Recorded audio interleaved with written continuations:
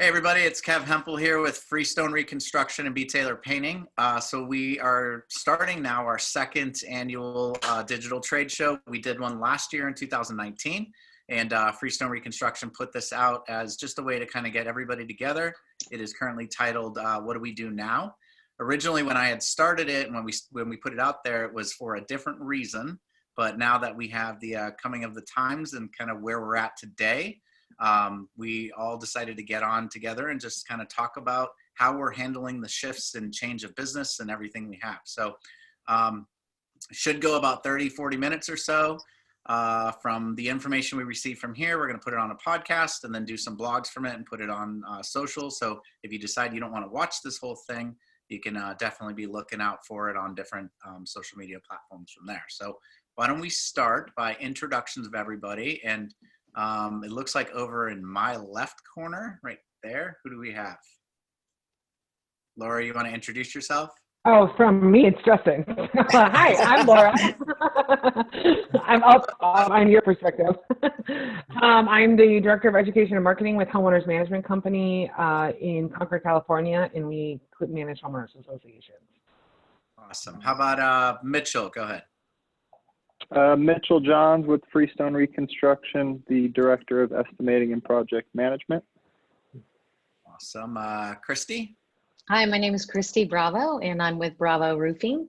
We're a commercial contractor / HOA roofing contractor in Southern California.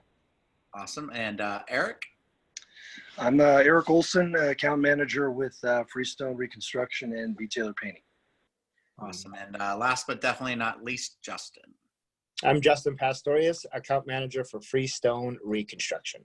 Awesome. Awesome. All right. So where do we start? How's everybody doing, I guess? Christy, why don't you start? How are things going this week with the major changes and everything else in business in the system? Yeah. So for us, what's really working out right now is the HOA market. Because we are considered an emergency service, obviously, to protect the homeowners.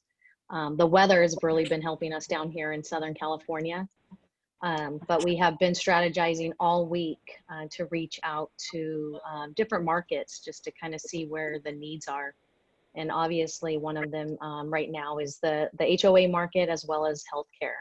So we're fortunate we have the HOA market to service right now, and just kind of reaching out to all of our client partners and just letting them know that we're here and that we are training and have trained in the COVID-19, and just for everyone just to know that that we're thinking of their safety and their health as we're going out. So what type of work are you doing, or kind of what is it down in Southern California in the areas you're at?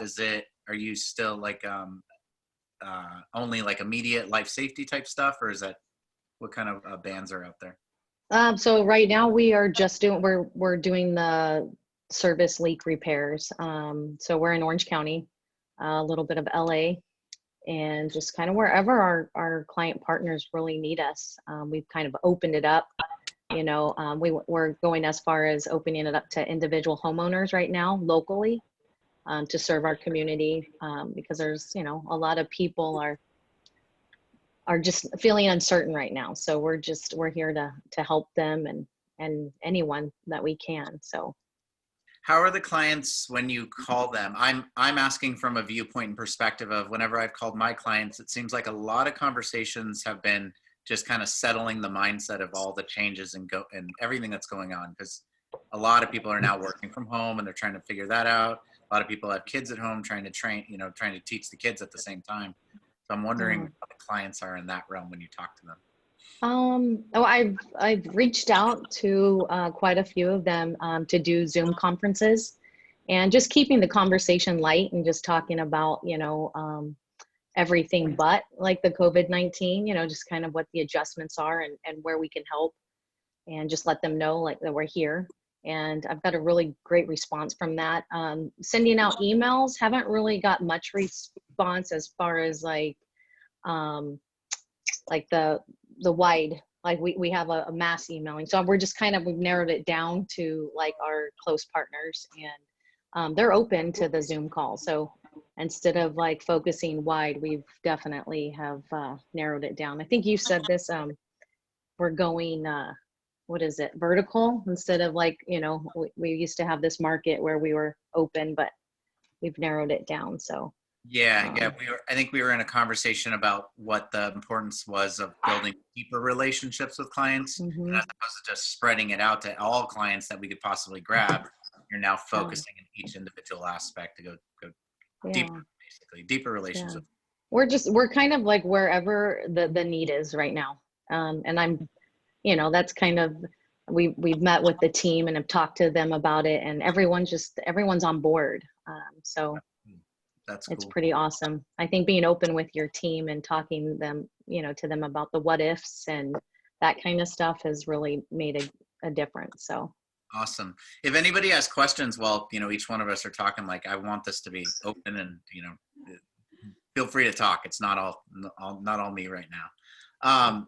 Mitch, what do you think? How are things going with everything that Freestone's going through, and leadership and everything else, clients? You know, definitely some trying times, you know, especially for the field personnel being sent home. But I think, like you said, Christy, it's really about kind of zooming in on your clients and finding out who your core group is, and reaching out to those people and making sure, one, they're doing okay, and then two, I think it's important in these times to try and keep things moving and keep things as normal as possible, so that when we do get past and we are able to get back to work, that it's not starting that engine back up and, you know, starting fresh. We kind of have kept the ball rolling. I've had the opportunity and a little bit of a head start on the work from home front, being that I'm remote Freestone employee. I live out in Utah.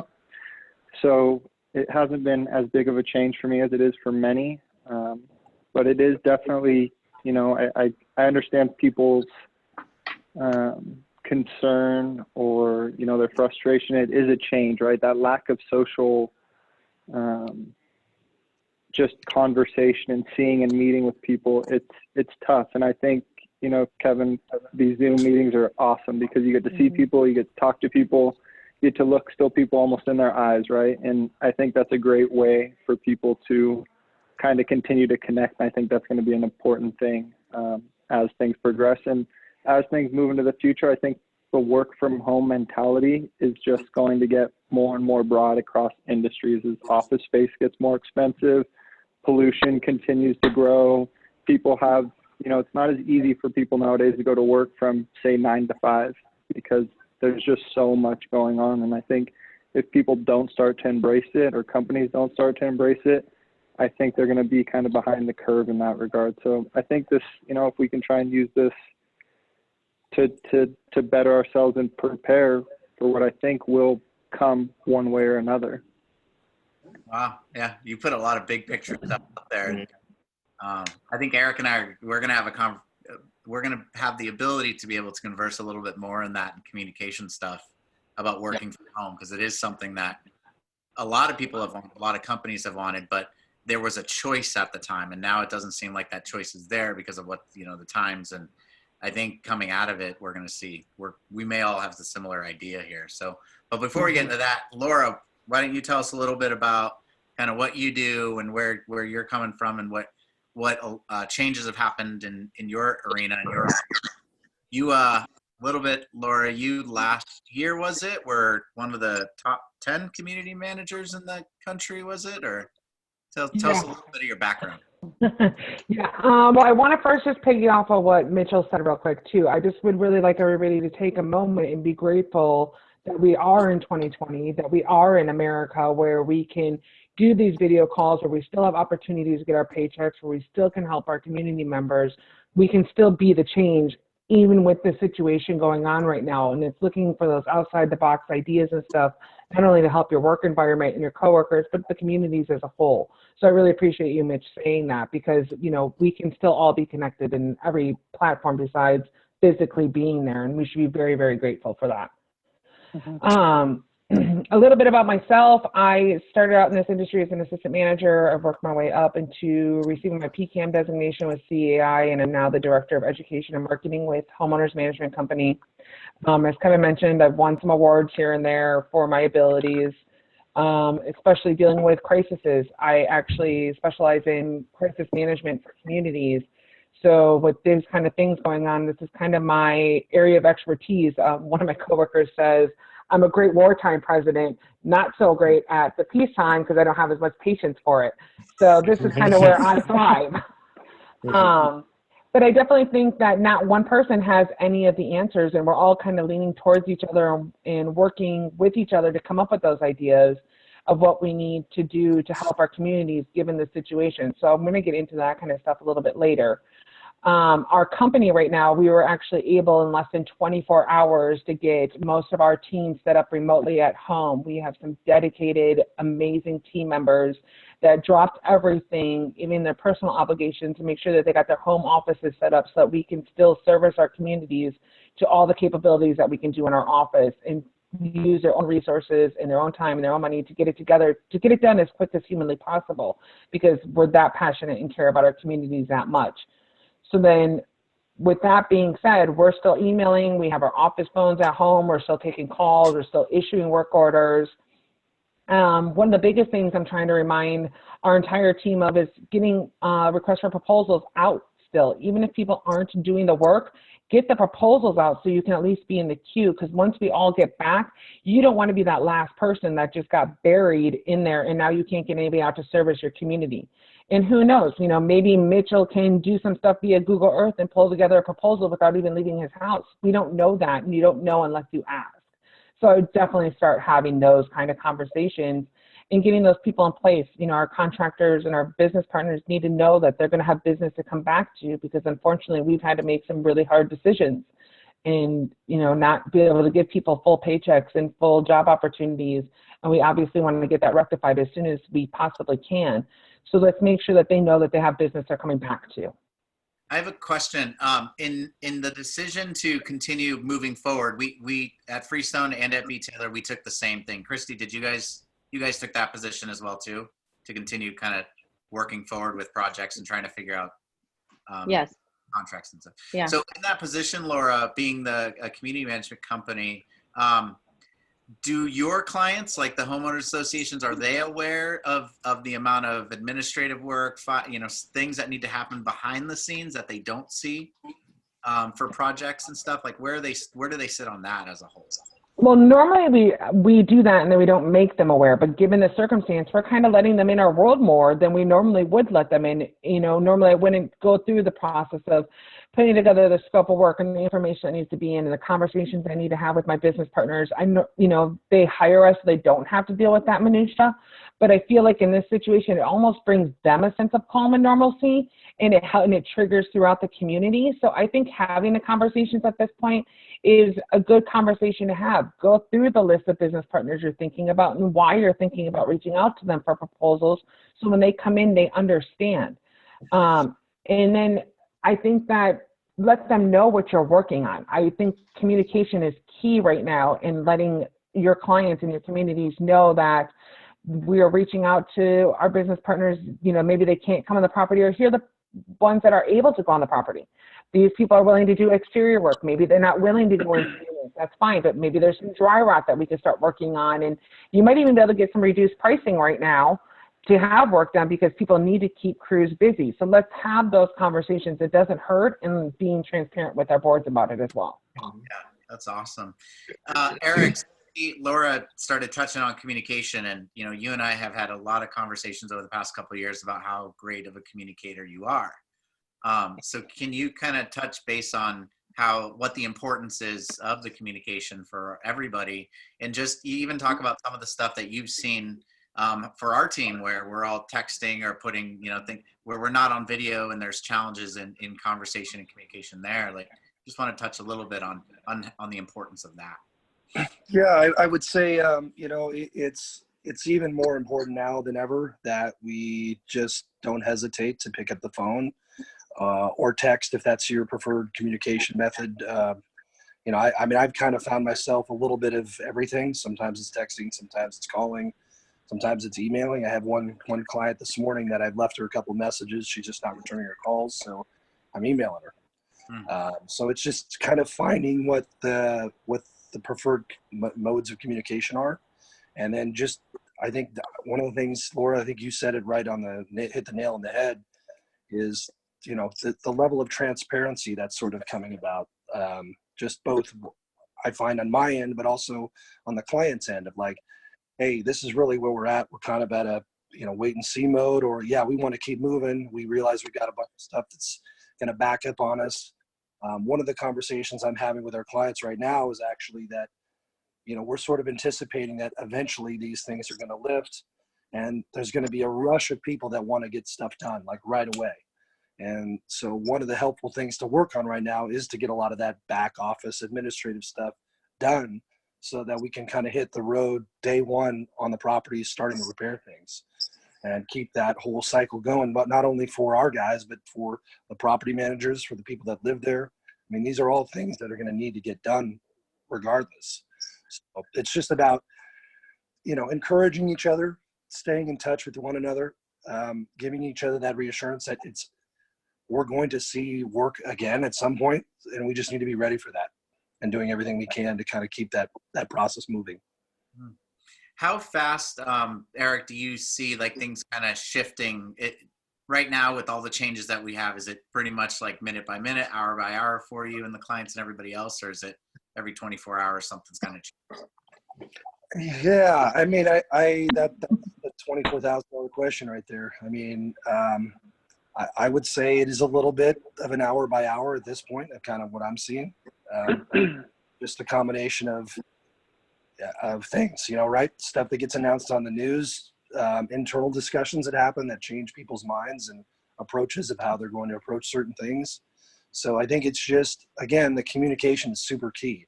What have you been hearing? What have you been hearing? How is your company approaching things? How is my company approaching things? How can we kind of figure out a solution that is going to work for everybody? Because I think that's one of the other things that's happening is we're now all having to be a little bit more creative about how do we do the things that we're used to just doing and doing it a different way, but still kind of finding a way to make it work. So that's that. I mean, to me, that's a big key of what I'm trying to figure out with everybody that I'm talking to.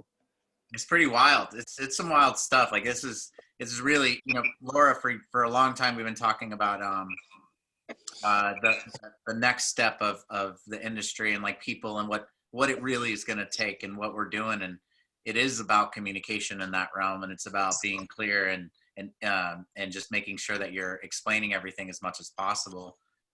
There were some, over the past couple of weeks, there were some communication challenges that we had as well, right, in the process. And luckily we were able, with Freestone and with your office, to be able to clarify and clear some things out. And we were able to move past that with a lot of those communication things. And I think, you could probably agree as well that Eric's hitting it right on the head, that the communication is a bigger portion of all of this. Huh? Well, and I think also being your true authentic self. I had a moment today even where like, do I go and put my makeup on and fix my hair and put on a professional blouse and all of this for a video call?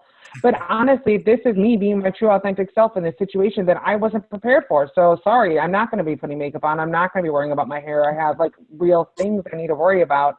And I'm not worried about what my appearance on social media is, because I need to be my authentic self, and I need to find business partners that are going to be their authentic selves, so we can start solving the problems and not worry about the minutia of the things in the day that we generally let take over. Yeah. What's important really right now is an action, right?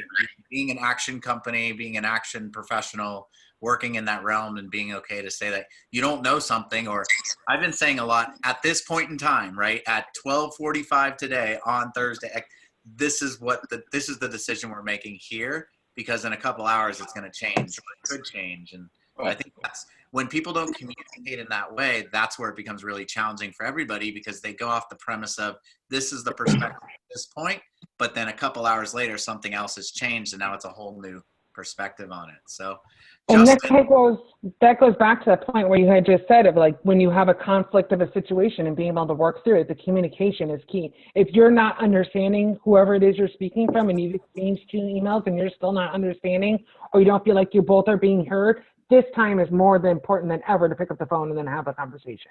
yeah, Like there's going to be challenges. We're all frustrated. How do you communicate through that?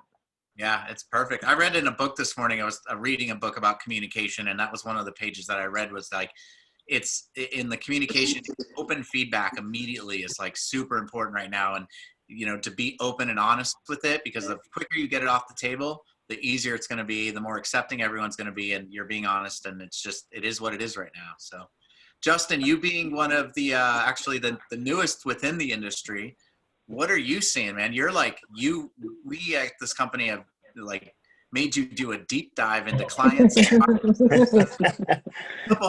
a little background story. Justin and I have been, have known each other for what, a year or 2 years, something like that. 2 years. He's the guy that we, you know, do a lot of runs together, crazy things of exercising and stuff. But he's also been a very large spiritual leader for me in that realm. But we ended up having Justin join the team, and luckily he had accepted to join Freestone.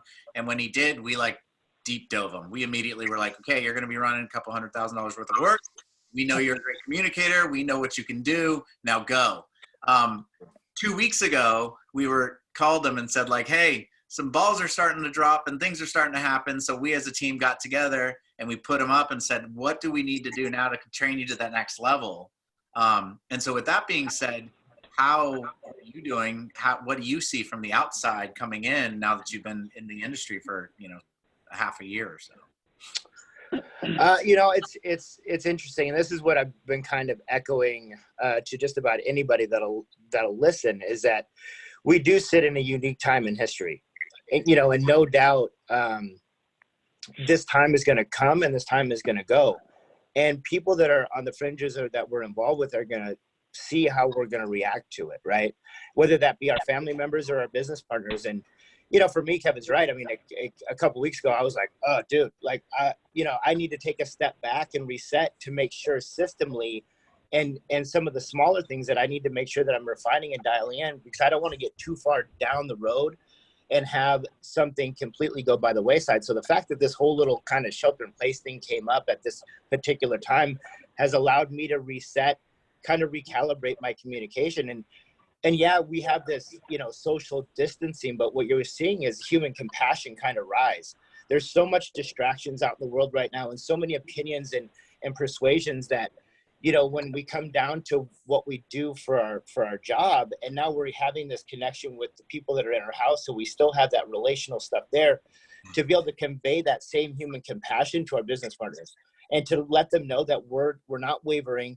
We're going to work to the best of our ability in the midst of uncertain circumstances, because nobody knows what this looks like. Nobody, you know, be prepared for it. Nobody knew what it was going to look, feel, and function like. And so as we kind of all kind of move along, I mean, even things like these Zoom conferences, I shared that with a business partner. I said, look, if you're having a challenge communicating, this is a way that we've been able to be face-to-face and have that human connection. And even when kind of this whole thing all went down, like us as Freestone and B. Taylor got together on a Zoom conference to kind of war room mentality to kind of figure out what we were going to do, and not just have, you know, Mitchell function one way, Kevin function one way, me just doing whatever I'm doing, and then all of that's not jiving together and making us look like we're running around with our heads cut off. How did you share that with the client? Did you send them a picture? Did you share the link, or what did you? It was an email. So, you know, the conversation, how the team actually earlier this week got on Zoom altogether was, we've had the subscription, we've used it, you know, a couple times throughout the year. I've used it for some other meetings, but on Monday morning, I think it was, the office and everybody from corporate was like, we got to jump on a conference call. So we all called in at the same time from like 3 or 4 different states. We conference called in and it wasn't working. Like the conference call line just shut down. So I texted and everyone's like, are you getting on? And I was like, I can't get on, something shut down. And then Mitchell messaged me and he's like, I can't hear, or something like that. So the company was all, Kev, what do we do? And I was like, we can set up a video chat on Zoom. And so they were like, send the link. So I jumped on my phone, sent the link out. Within like 15 minutes, we had, I think like 20 or 30 of us just all on this video conference call. like within minutes. And so, I mean, the point of that story is like, it's being active, being innovative, being creative, and looking outside the box. And when you hit a wall right now, you have to go, what else can we do to actually achieve the end goal? You know, and that has to come across in communication. It has to come across everything we do. So. And I want to toss out there too, like if you don't have access to Zoom and you want to video chat your family or friends or whatever, and somebody has an Android, somebody has an iPhone, there's things like your Facebook Messenger. You can do free video chatting through Facebook Messenger. There's the WhatsApp where you can do free video chatting. It doesn't matter what device you're on. So if you don't know, reach out to somebody who can help walk you through it, because it's really easy to set up. There's a lot of us that are willing to help people walk through it via the phone or whatever, so you can still have that connection. Totally. And even through the phone itself has a lot of phones. When you make the phone call, it actually has the video stuff there too. And it all works. So, I mean, let's start rounding this thing up. We don't want to take everybody's time. So I'm having a super deja vu right now, and it's totally freaking. It was even Christy walking around too, and how she's on. Well, yeah. No, I unmuted because I'm changing offices because I realized it was a little loud. So, anyways. So I'm going to ask I'm going to ask a final question here. Let's just go round table. Start with Laura. Laura, what are one or two things that you like actively need right now that you could send out there for a request, and we'll do what we can to help out there. Right now, I really need to know what specifically can you do. What can my contractors? What can my business partners do? Can you be doing drywall repairs? Can you go remove mattresses that people are abandoning?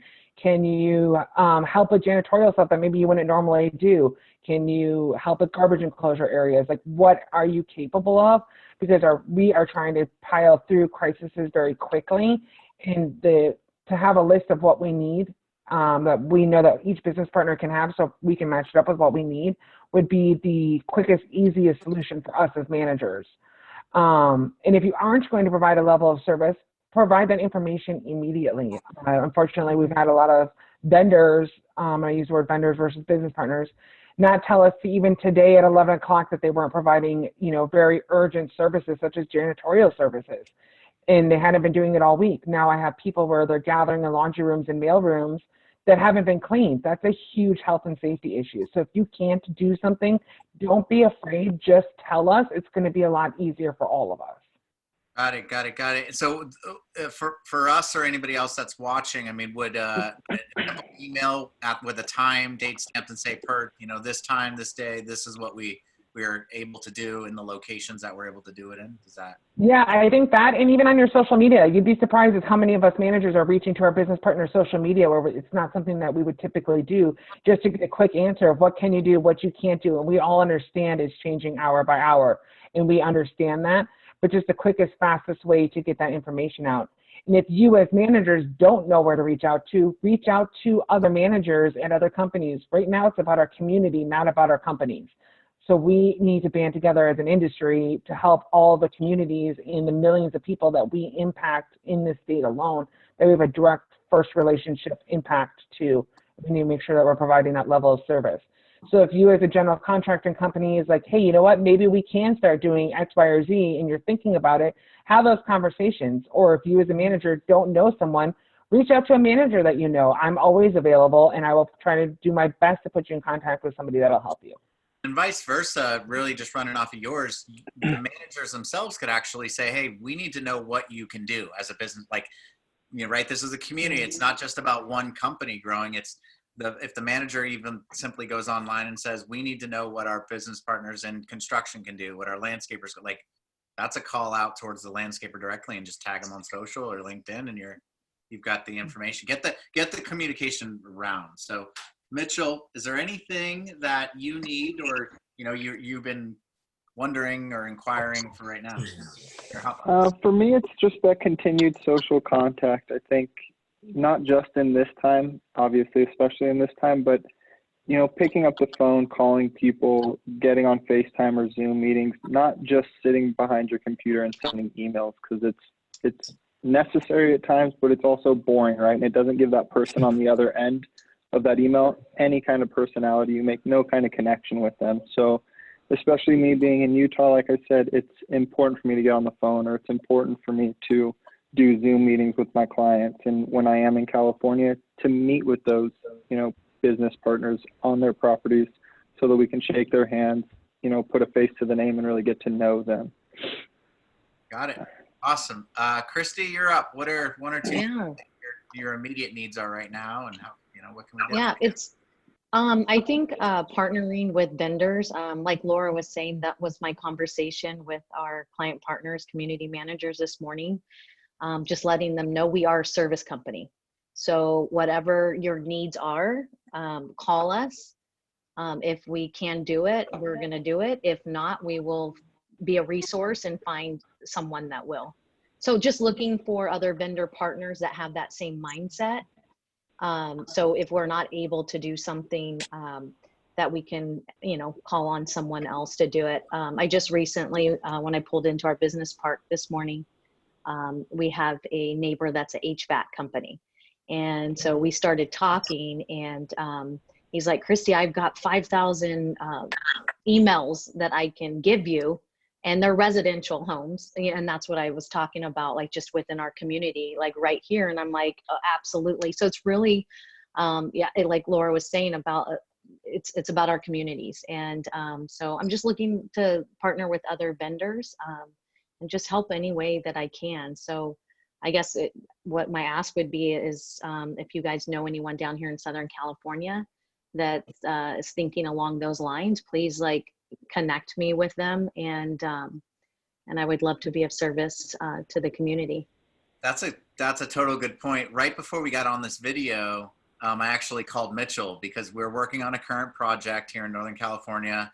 We had a little bit of concerns when this thing started to happen about drawings. We needed some drawings done, right? And so Mitchell and I jumped on the phone, and I was like, let's just try it. Let's call this company. Let's see what we can do. And it turned out that we actually now have drawings sitting in my email as of an hour ago that we started the process less than 4 or 5 days ago. So the architect freed up and the engineer freed up their schedule because of everything that was happening. And because we then stepped in to say, let's just keep focusing forward, we now have a set of drawings that we can start the project to move forward. People don't think that way. And I called Mitchell to say, holy smokes, Mitchell, we got this thing. We still have to review it, yes, and make sure everything's good. But the fact of the matter was we had no idea how it was going to get done. We just did it and it worked. And now we can go back and continue the process forward. But the big call to him was, Mitchell, these are the types of people that we need to have around us to continue to be thinking outside the box and be creative with it. So I get it. And just asking. I think right now that's what I told my team, anyone that you come in contact with, whether it's phone or email, ask if there's anything that they need. Just ask. Awesome. So that's what we're doing. And it's fascinating because people are responding to that. I love it. You ask, right? And all of a sudden you receive. So Eric, is there any one or two things find? Yeah, I mean, I think for and it's probably going to be the same thing for Justin, I would imagine. But obviously, our big concern is just keeping our guys busy. For all construction companies, not just us. When we have these downturns where people aren't working, the concern is that you lose those guys, and you don't want to do that. So we're just obviously reaching out to our clients and just trying to find what are those sort of essential projects that we can get our guys on, keep them busy. Obviously, take care of the issues that you guys are concerned about. And obviously, we don't want to be putting you in a position where, you're uncomfortable or you've got residents that are uncomfortable with people being on site, because I know there is kind of that sort of fear going around. But, we want to be able to kind of have those open, honest dialogues about hey, we want to keep our guys busy. There's stuff that you need to have done. How can we kind of marry those two things? So. And Eric, I would just say too, ask your management companies and your managers you're working with. We put communication out to all of our residents saying, please do not approach anybody at the community for any reason. If there's any need that you have, you need to reach out to management. Please do not, go against the 6-foot social distancing and all of that. And we would be more than happy as managers to help you guys with that messaging if you needed it. Okay. And then Justin, why don't you round it up here on things that you see? You and I have had some large conversations about innovative stuff and different aspects of that. So You wrap Yeah, something I mean, definitely. I definitely agree with Eric. I mean, anything, and that's what I've tried to convey in communications to our business partners. Like anything that's deemed a life safety thing that we could do to keep these guys working. Of course, that there's such a double-edged sword when it comes to that, is keeping the guys safe versus keeping them at work. So just, communicating with the business partners and having them, if there's something that is legitimately serious that could be harmful to a tenant or a resident, that we could jump in and do our best to try to be involved, as long as it's safe for our guys to do it as well. Yeah, there was and I guess communications, Mitchell and I ran into an abatement issue out at a property, and this has been an ongoing thing for 3 weeks, and they hadn't got it resolved. And looking back on it, I wish I would have been more proactive in the time of it to offer services. I just they said they had a company. I figured they were going to do it. Now 3 weeks went by, the unit still has no floor. Had they communicated, Mitchell very proactively, once he heard about it, said, here, we have a company, and we were able to make a connection right away. So even things that aren't in our wheelhouse, if we're able to make a connection and help you network, we'd love to help you do that, and likewise. That's awesome. So what I'm hearing is right now, communication, number one, is super important for everybody on every level, and authenticity. And number three is really the network, right? We have an awesome opportunity because of the time stamp that we have today, and technology and the network that everybody has. We have to start thinking about doing things differently. And so even if you don't have the answer for what the situation is or what you need, you can still reach out to somebody that might have the answer. And it reminds me of something that somebody said last night in our other video chat was, they had said, you just have to say it and you have to ask it. Like if you're thinking it and you've got this thing in your head and you don't know what it is, it's bouncing around in your head. And unless it comes out of your mouth or it comes in through an email, nobody's going to know that you need help with it. And so just ask and see what happens. And you never know who prospectively has the answer for you. You might need a plumber, and you're thinking that you're talking to a landscaper, and that plumber's brother or the landscaper's brother might be a plumber. And then all of a sudden you're like, yeah, I need to find this plumber, and boom, you've got a connection. So crazy world we live in. Well, thank you, everybody. Does anybody have anything else, or we sign off now and say goodbye for now? You good? I would challenge, people to not focus on the things that they can't do or can't get done, and kind of look at the positives and really think about the things you can do, and, take a step back. And if you haven't made those phone calls with, somebody, or you have a spreadsheet you've been wanting to make to organize your clients or whatever it may be, just try to focus on what you can do in the positives instead of getting caught up in the drama and the negatives that come along with the situation.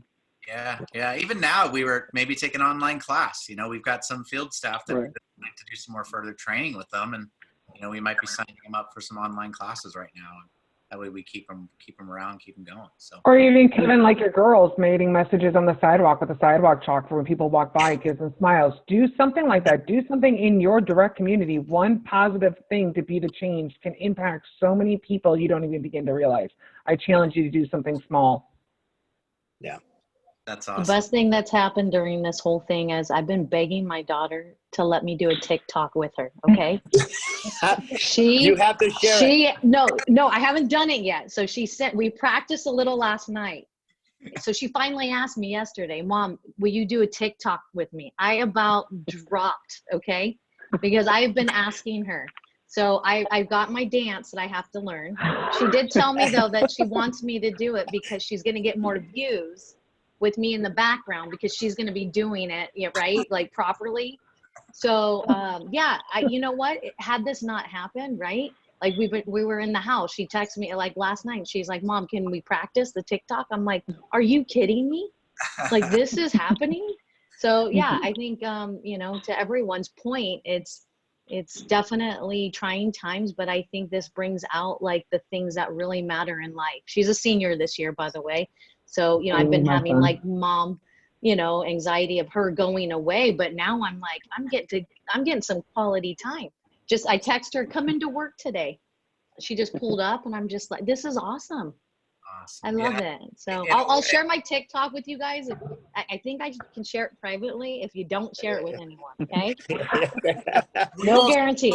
Nobody's watching. Don't worry about it. And if you happen to, Oh. because we're connected in contacts, and you happen to find my TikTok and stuff, it's don't worry about it. It's fine. Yeah, It I will am. be my first one. It will be my first one. So That's awesome. That's awesome. it'll be So funny. thanks everybody so much for watching. We really appreciate it. I have a feeling that this is going to probably happen next week as well. You know, maybe not with everybody unless they absolutely want to, but I just think that this is a great opportunity to be able to continue to connect.